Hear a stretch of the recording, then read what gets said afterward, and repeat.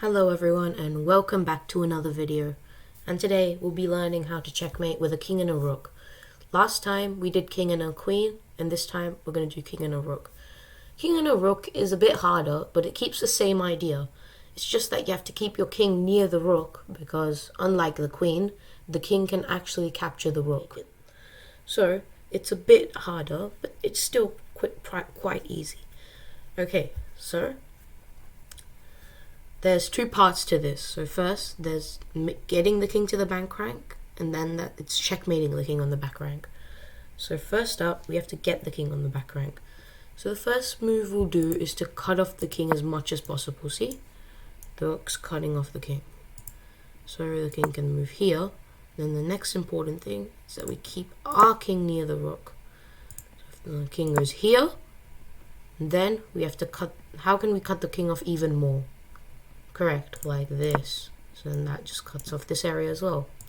So he'll be forced to go back, and if he goes back, he can either go back, and for that you can bring your king here, but if he goes here, you can just cut off with your rook again.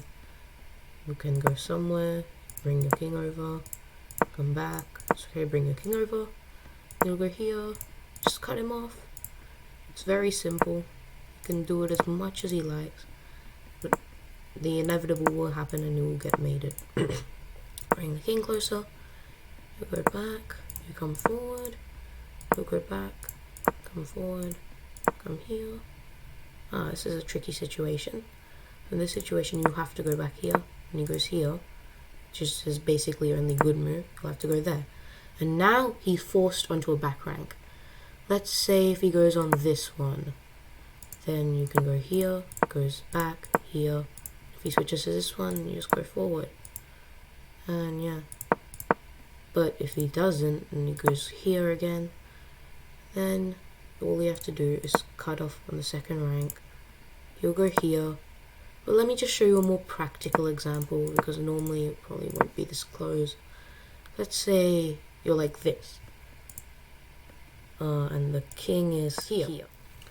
So in this position it's a bit harder, but what you want to do is when it's your move, you want to stay like this, adjacent to the king in a knight way. Yep, behind him. If he goes towards you at any point, you just have a checkmate like this.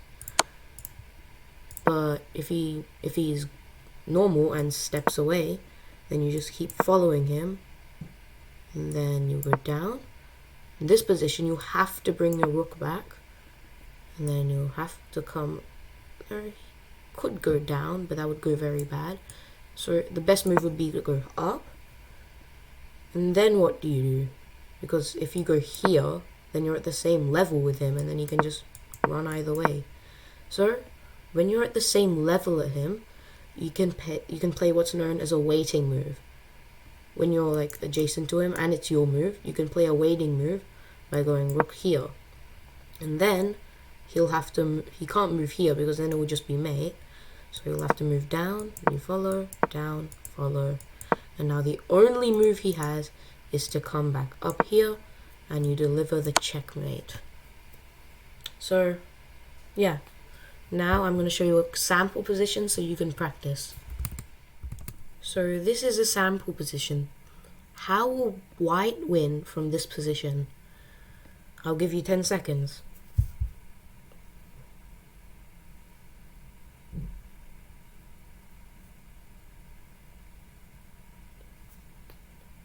Correct. The first move is rook to b5, pinning the bishop to the king.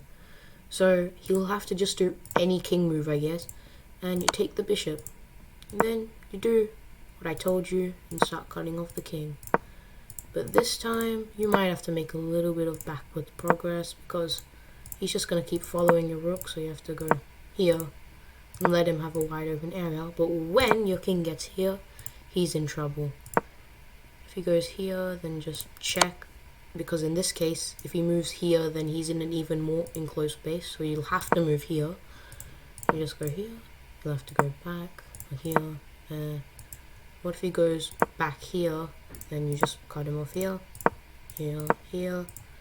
Then So he goes here, then you go here, keep cutting him off, you go here, he'll be forced onto the back rank, he goes in the corner, and you just go here, and then it's a simple, you just bring the rook back and bring your king over and do the checkmate trick that I told you.